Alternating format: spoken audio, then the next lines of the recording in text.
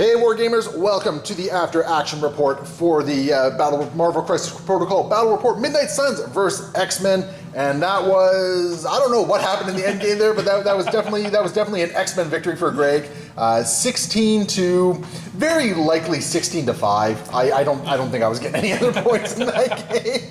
I don't know, my dice just kind of abandoned me there, and it just, on a couple of the decisions I made, it really compounded onto my decisions and made it tough to come back. So Greg, I'm gonna ask you the same question I always ask everyone first. If you were to change anything in your squad here, is there anything you would have changed? I don't think so. I think I'm pretty happy. There was kind of a couple of gambles I made. One was X-23 and Beast really were the two gamble characters, right? She's only got 2 Mystic Defense. I know you're going to take Blade. You're almost certainly going to take Voodoo on Senators. And the other thing was Beast, because again, I wouldn't be surprised if Strange shows up and he's only got 2 energy defense. But with the Storm cover, I felt pretty comfortable with that I can. Your Storm cover came in clutch this game. Oh, those first 2 turns, man, that really, yeah, that kept me ticking. So many turns where you're able to just bring it down to like 1 damage. Yeah, which, that was huge. Yeah, huge yeah, you, like right? even watching this back, I think I stopped 4 or 5 damage at least. A good chunk. Easily, those early turns, I mean, Laura would have been down a lot earlier, right? Easy, yeah. I think even Rogue might have gone down a little bit earlier. I mean, it's telling that I didn't spend exceptional healing, right? I still got exceptional healing to spend. Yeah, that's very true. That's very true. Which just shows how clutch it was for those particular points. I mean, I never really spiked into any of my rolls either, which was kind of good. It gave you a lot of room to play around. That's right? true. Yeah. And it's like, I don't want to say like the dice is the reason I lost, because I think you made some absolutely phenomenal plays there. I think you were really able to capitalize on some of the more questionable plays I made there. Like for instance, I was mentioning like between some clips here, I think what I should have done is I think I should have switched Voodoo and Strange. Yeah. With where they were. I think Voodoo would have had a much bigger impact over here as a support piece for Blade, and I think Strange would have been much better over here, because I think between him and Crimson Dynamo, like Dynamo re-rolling 2 dice and then Strange just adding 2 dice. Well, even Strange hitting people, advancing with his attack and lining them up for Dynamo beams, right? Yeah. Like that's some tasty synergy. Yeah. And they look after each other, right? He can heal Dynamo. Dynamo can, I guess you say, do the rerolls for Strange, like it would have been a very difficult pairing to shift over there. I mean, it would have been 10th threat, but it would have been very difficult to shift. Like honestly, I think as far as like my deployment goes, I think that's the only thing I probably would have changed there. Otherwise, like I'm happy with dice rolls aside. I'm happy with what my squad did. Yeah, I think Dynamo performed extremely well. And the other thing is I got very lucky Toad finding him, right? Like very lucky with this little man. Like, Toad just finding the Senator really early on and just basically going, yep, I'm out. off the back of a Storm Hop as well, right? Yeah. So Storm Hop means I only need to use 1 movement to get there, which means I can immediately, I'm already 2 away instead of 1, which is like 3 times the distance. Like range 2 strangely, 3 times the distance to range 1. And then I get to move away short further backwards, makes them very hard to get, even though, 3 of your 4 characters have range 4 attacks, and I was still out of range. That was a big deal. Absolutely. I think that's exactly what you don't want to see when you're running Toad. Like you want to get that early turn single objective in there.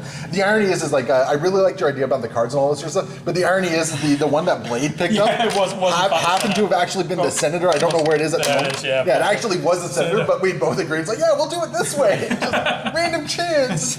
And I mean, for anyone who's kind of questioning that, we did random that up. I didn't know that was actually the Senator. It was just one of those little ironies. God damn it. But no, it was still an absolutely fun game. Like up until that last round there, I felt I was still involved. Yes, your Siege of Darkness turn did not. Like that should have been your hit back turn, right? That did not happen. That Siege of Darkness turn, like if that had gone even slightly different, I would have had so much more room to breathe. Yeah. Like this point would have been secure for me pretty much. Yeah. Over here, I would have had these points, and I would have been able to basically run over and. Well, it slows him down for a turn, right? That's the big deal. It slows him down for a turn. Yeah, and so unfortunately, my Siege turn just not coming through for me was painful. Dynamo getting shocked. Dynamo does not like shock. No.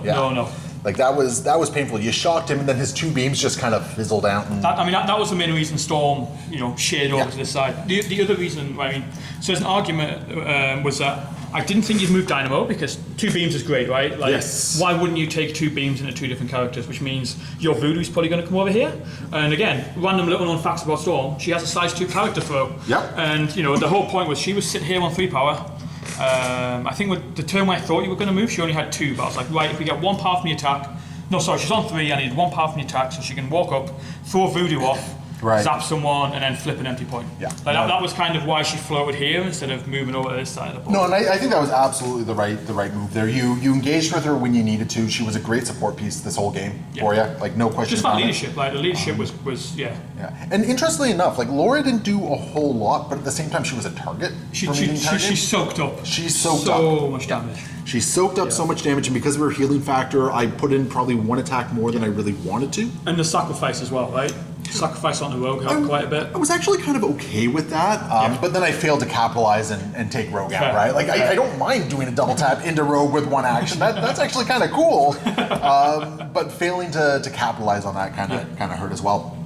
But anyway, all in all, I had a lot of fun with you, man. I think this was a It took a year to get one in, but it was great. Yeah. It was really worth it. Hopefully, Greg, it's going to be the first of many. We're actually going to do another one after this, and so you guys can look forward to that. I don't know what the scheduling for all this is going to be on that one, but you can look forward to seeing more Greg on here, and hopefully there'll be more games in the future because I think he's an absolute blast to play with here. So anyway, so end of the game, it was a rousing victory for the X-Men. I think if we really did all the points, he was very likely looking at 18 points to my meager 5 there. But hey, it's a dice game, and we had some fun.